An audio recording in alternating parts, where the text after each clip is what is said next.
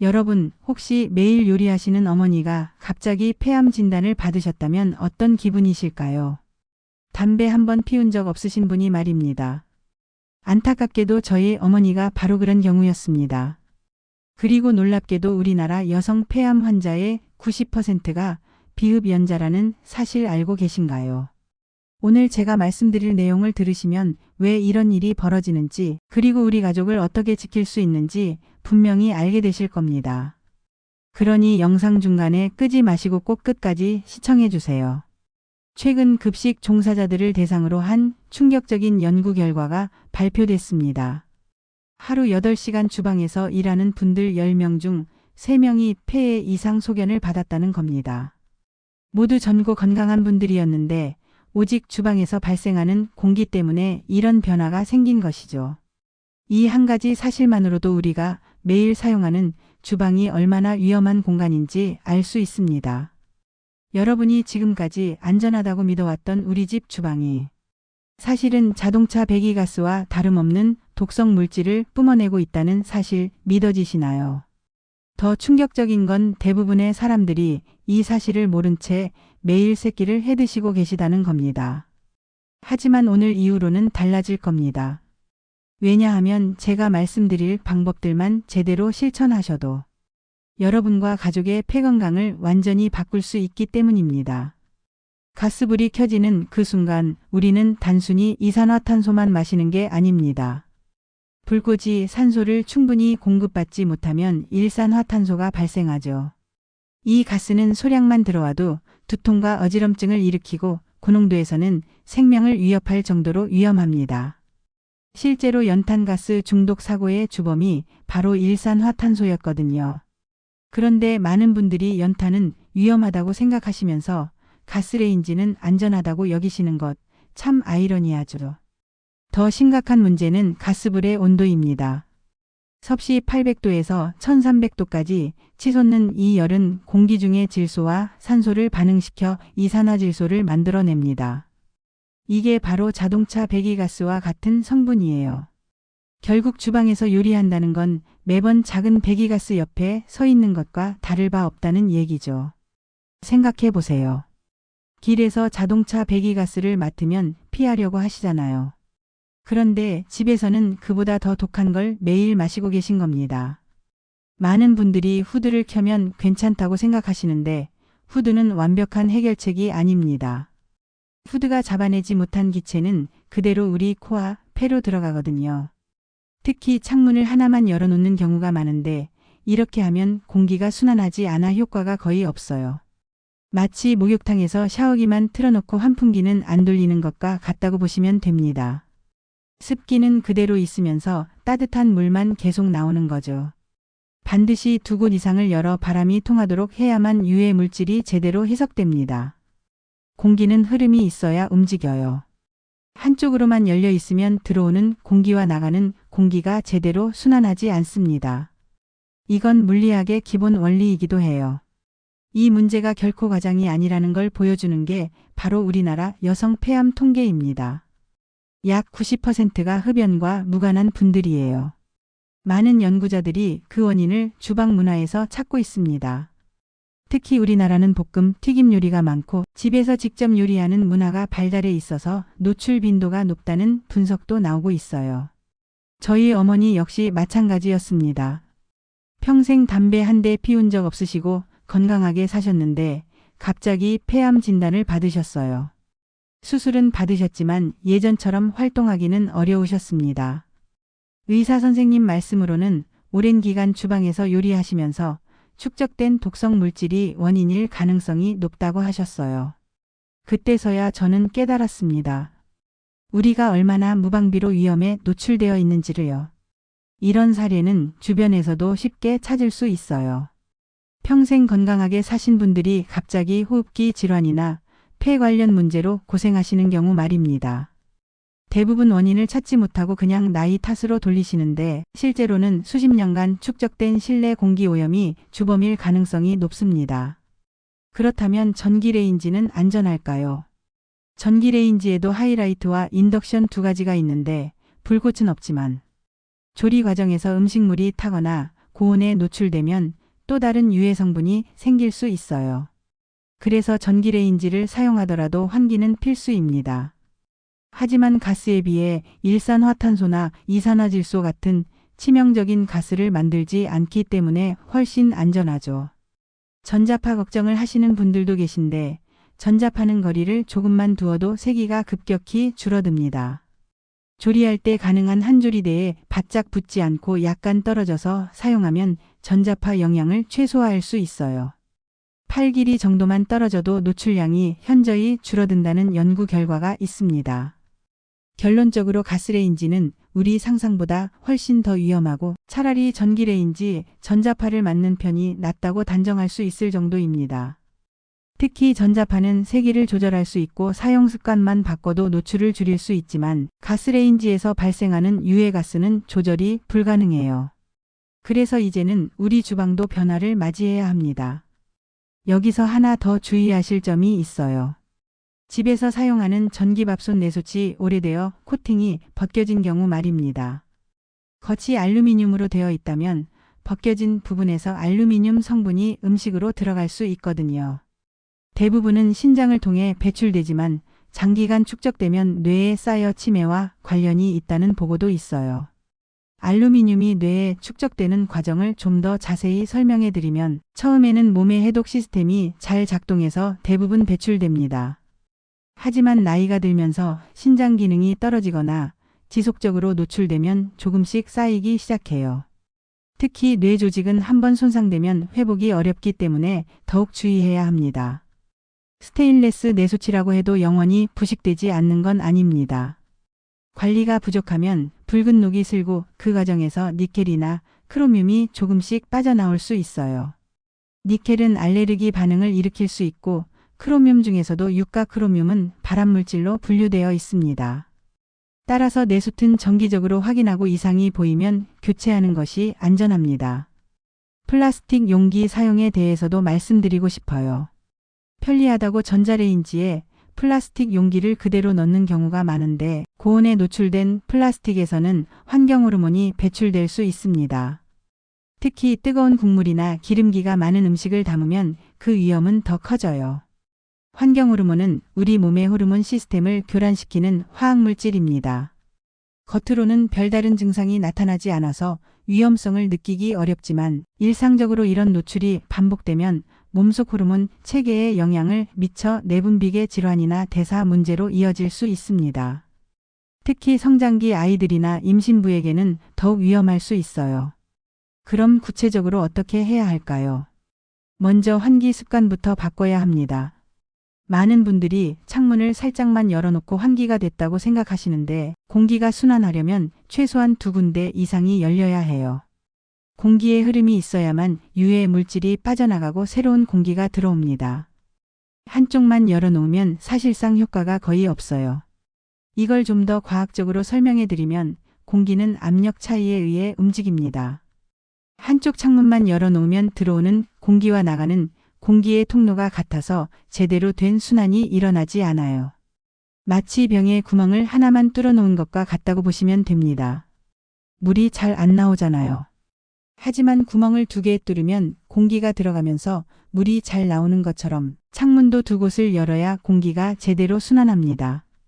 특히 주방은 조리 과정에서 수많은 연기와 가스가 발생하기 때문에 더욱 철저한 환기가 필요합니다. 요리할 때는 반드시 창문을 2곳 이상 열고 후드도 함께 사용하는 것이 좋아요. 후드만으로는 부족하고 창문만으로도 부족합니다. 2가지를 함께 사용해야 시너지 효과가 나타나요. 조리 공간과 거실 사이에 문을 닫아두면 오염된 공기가 집안 전체로 퍼지는 것도 막을 수 있습니다. 많은 분들이 이 부분을 놓치시는데 주방에서 발생한 유해 물질이 거실이나 침실까지 퍼지면 가족 전체가 노출되는 거예요. 특히 아이들 방까지 퍼지면 성장하는 아이들의 호흡기에 악영향을 줄 수 있습니다. 조리 습관도 중요해요. 불을 가장 센 단계에서 시작하는 습관은 반드시 고쳐야 합니다. 많은 분들이 빨리 요리하려고 처음부터 강불을 사용하시는데 이때 가장 많은 유해 물질이 발생해요. 천천히 달궈 조리하면 유해 물질 발생을 크게 줄일 수 있거든요. 이건 화학 반응의 기본 원리와 관련이 있어요. 온도가 급격히 올라갈 때 불완전 연소가 더 많이 일어나고 그 과정에서 더 많은 독성 물질이 생성됩니다. 반면 천천히 온도를 올리면 연소가 안정적으로 일어나서 유해 물질 발생을 줄일 수 있어요. 기름 요리를 할 때는 뚜껑을 덮어 기름이 튀는 것을 막고 동시에 공기 중으로 확산되는 유해 입자도 줄여야 해요. 기름이 고온에서 분해될 때 나오는 입자들은 매우 작아서 폐 깊숙이 들어가 염증을 일으킬 수 있거든요. 뚜껑을 덮으면 이런 입자들이 공기 중으로 흩어지는 것을 상당히 막을 수 있습니다. 그리고 조리할 때는 불필요하게 불 가까이 얼굴을 대지 말고 약간 거리를 두는 습관을 들이시기 바랍니다. 많은 분들이 음식 상태를 확인하려고 얼굴을 가까이 대시는데 이때 가장 높은 농도의 유해 물질을 흡입하게 돼요. 전기레인지를 사용할 경우 전자파 노출도 거리를 조금만 확보하면 충분히 줄일 수 있어요. 실제로 조사에 따르면 요리할 때 주방 공기 중 미세먼지 농도는 도로 위 교통, 혼잡 지역과 비슷한 수준까지 올라가기도 해요. 특히 기름을 이용한 튀김 요리는 그 수치가 더 높습니다. 기름이 고온에서 분해되면서 초미세 입자가 생기는데 이 입자는 폐 속 깊이 침투해 염증을 일으키고 장기적으로는 폐 기능 저하로 이어질 수 있어요. 이런 초미세 입자는 눈에 보이지 않기 때문에 더 위험해요. 큰 먼지는 코털이나 기관지에서 걸러지지만 초미세 입자는 그대로 폐포까지 들어가서 혈관으로 침투할 수도 있거든요. 그래서 심혈관 질환의 위험도 높아질 수 있다는 연구 결과들이 나오고 있습니다. 환기의 타이밍도 중요합니다. 요리를 다 끝낸 뒤에 창문을 열면 이미 몸속으로 들어온 양을 줄일 수 없어요. 가장 좋은 방법은 요리를 시작하기 전부터 공기의 흐름을 만들어 두는 겁니다. 불을 켜는 순간부터 유해 물질은 나오기 때문에 처음부터 환기하는 것이 가장 효과적이에요. 더 나아가서는 요리를 끝내고 나서도 한동안 환기를 계속하시는 것이 좋아요. 공기 중에 남아있는 유해 물질들이 완전히 빠져나가는데 시간이 걸리거든요. 적어도 15분에서 30분 정도는 더 환기를 유지하시기 바랍니다. 공기청정기를 주방에 두시는 분들도 많은데 물론 도움이 되지만 완전한 해결책은 아니에요. 공기청정기는 미세먼지를 걸러내는 데 효과가 있지만 일산화탄소나 이산화질소 같은 가스 성분은 잡아내기 어렵거든요. 가스는 입자가 아니라 분자 상태라서 일반적인 필터로는 제거가 안 됩니다. 따라서 공기청정기에만 의존하지 말고 반드시 환기를 함께 하셔야 해요. 공기청정기는 보조적인 역할로 생각하시고 기본은 역시 자연 환기입니다. 또한 공기청정기를 사용하실 때는 필터를 정기적으로 교체하는 것도 잊지 마세요. 필터가 오래되면 오히려 세균이나 곰팡이가 번식할 수 있어요. 요리하다 보면 눈이 따갑거나 목이 아픈 경험을 해보신 적 있으시죠? 이건 이미 공기 중에 자극 물질이 많다는 신호입니다. 우리 몸은 위험을 감지하면 즉시 신호를 보내요. 눈물이 나거나 기침이 나는 것도 모두 몸의 방어 반응입니다. 이런 증상을 무시하고 계속 요리를 하면 폐와 기관지가 서서히 손상될 수 있어요. 특히 어린아이와 노인은 호흡기 방어 능력이 약하기 때문에 영향을 더 크게 받습니다. 아이들은 아직 호흡기가 발달하는 단계라서 유해 물질에 더 민감하고 노인분들은 면역력이 떨어져서 회복 능력이 떨어져요. 따라서 가족 중에 어린이나 노인이 계시다면 더욱 철저하게 주방 공기질을 관리하셔야 합니다. 조리도구 관리도 빼놓을 수 없어요. 오래된 밥솥 내수치나 코팅팬을 그대로 사용하는 경우가 많은데 코팅이 벗겨지거나 녹이 보이는 도구는 건강을 위협할 수 있습니다. 알루미늄이나 니켈 같은 금속 성분이 밀양씩 몸에 들어와 축적될 수 있거든요. 특히 테플론 코팅이 벗겨진 팬을 계속 사용하시는 분들이 많은데 이건 정말 위험해요. 테플론이 고온에서 분해되면 독성 가스가 나올 수 있거든요. 새 소리가 죽을 정도로 독하다고 해서 새 독가스라고도 불리는 물질이에요.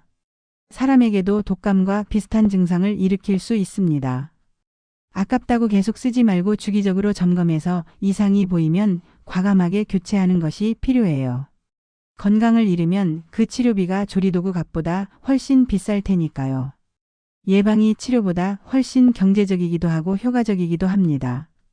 실제 사례를 하나 더 말씀드릴게요. 병원에서 만난 환자 중에 담배도 피우지 않고 특별한 병력도 없는데 폐에 이상이 생긴 분이 있었어요. 40대 중반에 주부셨는데 처음에는 원인을 찾을 수 없었어요. 하지만 생활 습관을 자세히 조사해 보니 늘 닫힌 공간에서 가스레인지로 요리를 하셨고 10년 넘게 쓴 오래된 코팅팬을 그대로 사용하고 계셨더군요. 더 자세히 살펴보니 이분은 환기를 거의 안 하셨어요. 냄새가 날 때만 잠깐 창문을 여시고 평소에는 밀폐된 공간에서 요리를 하셨던 거죠. 이런 작은 습관들이 오랜 시간 쌓여 결국 질병으로 이어진 겁니다. 다행히 조기에 발견해서 크게 문제되지는 않았지만 만약 더 늦었다면 심각한 상황이 될 수도 있었어요. 또 다른 사례에서는 젊은 주부가 늘 피곤하고 두통이 심해 검사를 받았는데 특별한 원인이 나오지 않았어요. 혈액검사, 영상검사 모두 정상이었거든요. 그런데 생활 환경을 바꾸고 전기레인지로 교체하며 환기를 철저히 한 뒤 증상이 눈에 띄게 좋아졌습니다. 이분 같은 경우는 만성 독성 노출로 인한 증상으로 보이는데 일반적인 검사로는 잘 나타나지 않아요. 하지만 노출 원인을 제거하면 서서히 회복되는 경우가 많습니다.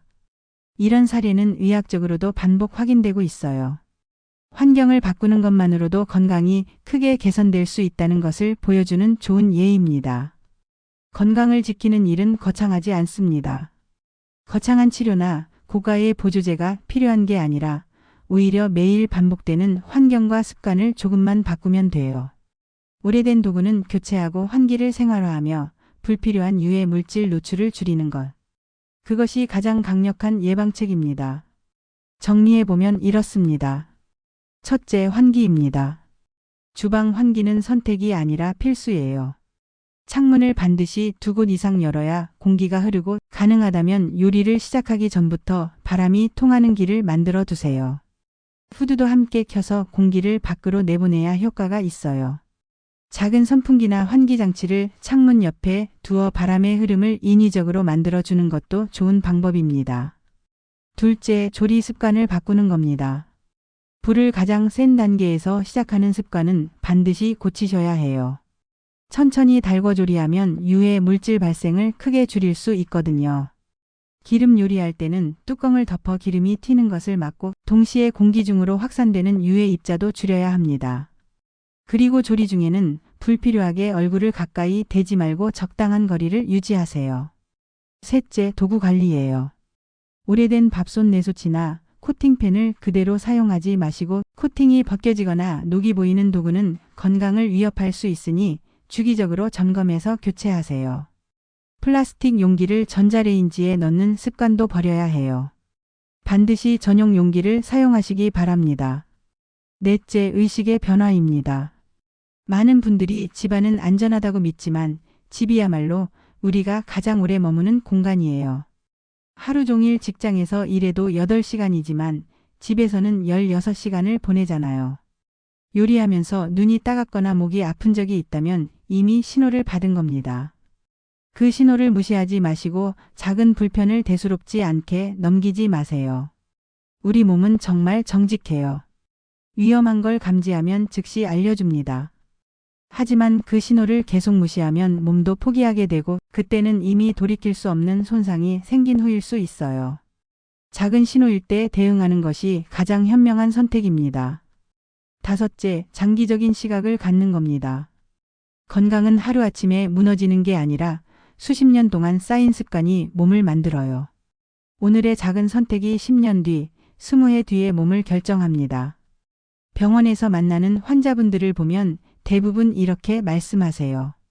진작 알았더라면 달랐을 텐데 왜 이제서야 알게 됐을까 하고 후회하시거든요. 하지만 지금부터라도 습관을 바꾸면 늦지 않아요. 우리 몸의 회복력은 생각보다 뛰어나거든요. 특히 폐는 금연하면 상당 부분 회복되는 것처럼 유해 환경에서 벗어나면 서서히 좋아질 수 있어요. 중요한 건 오늘부터 시작하는 겁니다. 여섯째, 가족 전체의 건강을 생각하는 마음가짐이에요. 혼자 사시는 분이라면 본인만 신경 쓰면 되지만 가족이 있으시다면 모든 구성원의 건강을 고려해야 해요. 특히 아이들은 어른보다 호흡량이 많고 체중 대비 흡입량이 더 크기 때문에 같은 농도의 유해물질이라도 더 큰 영향을 받습니다. 임신부가 계시다면 더욱 조심해야 해요. 태아는 어른보다 유해물질에 훨씬 민감하거든요. 특히 뇌 발달에 영향을 줄 수 있는 중금속이나 환경호르몬은 아주 소량이라도 피하는 것이 좋습니다. 7째, 점진적인 개선을 추구하세요. 한 번에 모든 걸 바꾸려고 하면 부담스럽고 지속하기 어려워요. 먼저 환기 습관부터 바꾸시고 그 다음에 조리도구를 하나씩 교체하시고 마지막에 전기레인지로 바꾸시는 식으로 단계적으로 접근하시는 것이 현실적입니다. 가장 우선순위가 높은 건 역시 환기예요. 비용도 안 들고 당장 실천할 수 있으니까요. 그 다음이 오래된 조리도구 교체, 그리고 마지막에 레인지 교체 순으로 하시면 됩니다. 완벽하지 않더라도 조금씩 나아지는 게 중요해요. 8째, 정확한 정보에 기반해서 판단하시기 바랍니다.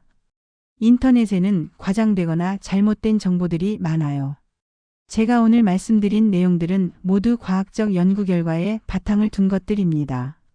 급식 종사자 연구도 실제로 발표된 논문이고 여성 폐암 통계도 국가기관에서 발표한 공식 자료입니다. 건강 정보는 정확해야 해요. 잘못된 정보 때문에 불필요한 불안감을 갖거나 반대로 위험한 상황을 간과할 수도 있거든요. 의심스러운 정보가 있으면 여러 신뢰할 만한 출처에서 확인해 보시기 바랍니다. 9째, 주변 사람들과 정보를 공유하세요. 좋은 건강 정보는 혼자만 알고 있을 게 아니라 가족, 친구들과 함께 나누는 게 좋아요.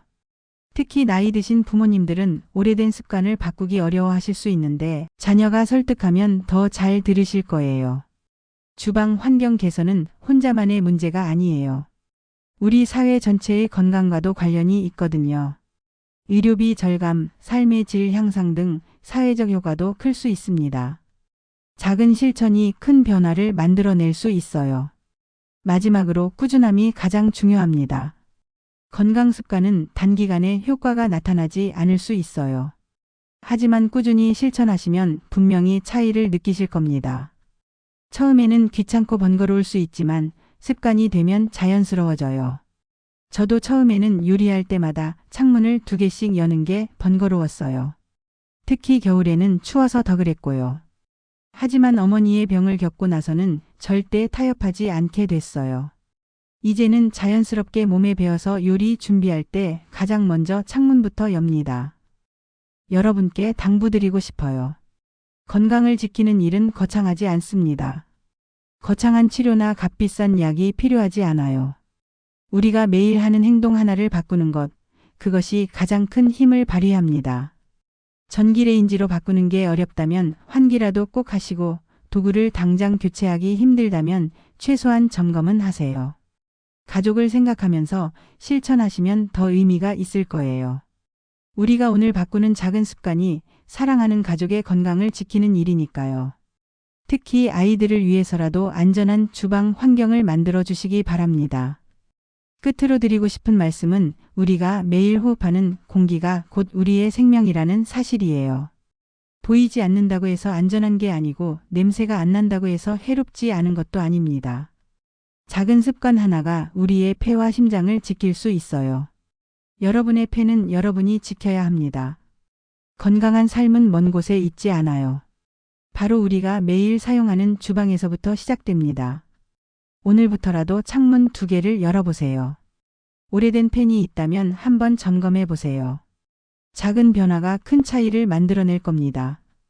오늘 긴 이야기 함께 해주셔서 정말 감사합니다. 이 영상이 도움이 되셨다면 좋아요 버튼 꾹 눌러주시고 구독과 알림 설정으로 더 많은 건강 정보를 받아보세요.